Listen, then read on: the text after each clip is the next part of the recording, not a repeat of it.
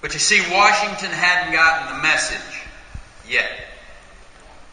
They intrude where they don't belong. They ignore their basic responsibilities, such as the crisis on our southern border.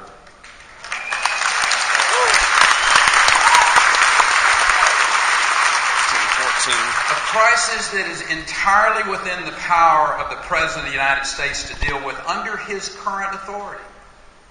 But he will not fully and consistently enforce the laws as they are written, which require the protection of our borders against unlawful entry. And he wants to establish new laws. New laws like the amnesty of 2012 without the consent of Congress.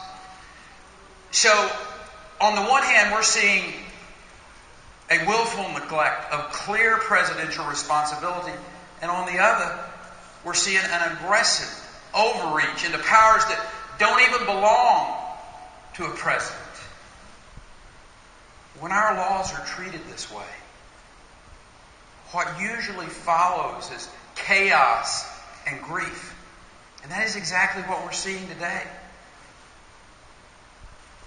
There's no one can get a briefing from far away to capture the scenes along our border.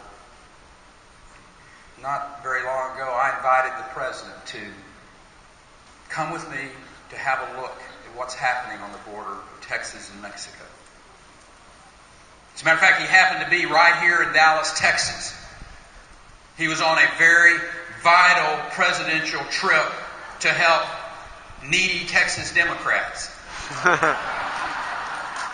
So I said, Mr. President, why don't you just chopper on down to the border and see what's going on? Chopper on down. Short trip. But he turned me down,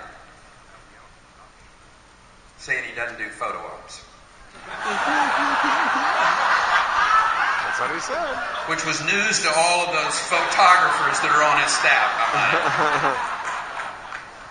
So to this day, the President of the United States has yet to see the facts on the ground at our southern border, even though they are a direct consequence of his policies. They will build a golf course there. Young boys and girls, children, thousands of miles away from their parents. They're vulnerable. They're afraid. They're drawn here by rumors of amnesty. There are these coyotes and these smugglers and these gang members and these other lowlifes that are taking advantage of these children. And mind you, the unaccompanied children you've been reading about and seeing video of are just about 20% of those who are illegally crossing our border.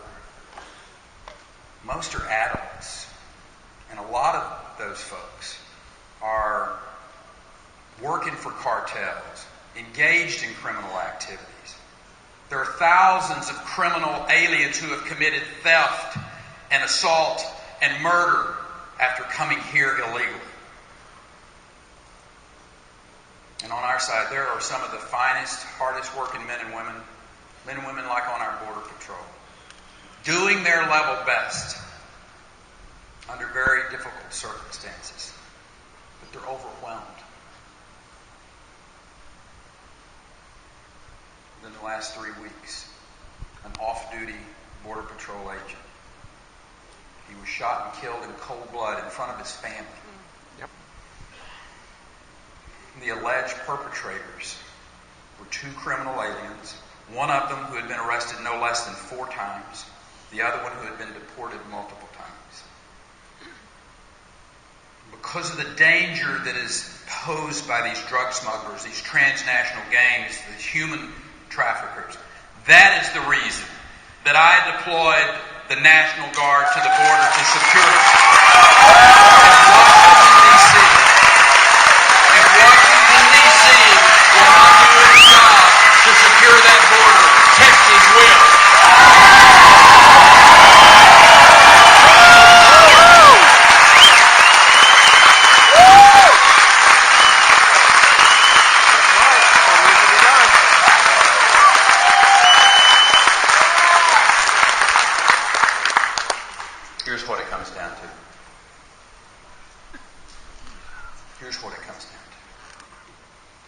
defending the border is not a political option. It is a constitutional obligation. And until the federal government meets that duty, secures that border, all talk of immigration reform is pointless, because Washington has no credibility on the matter. You earn credibility. You earn credibility when you enforce the law, and you lose it when you do not. Chaos is not the right condition for discussing long-term immigration reform.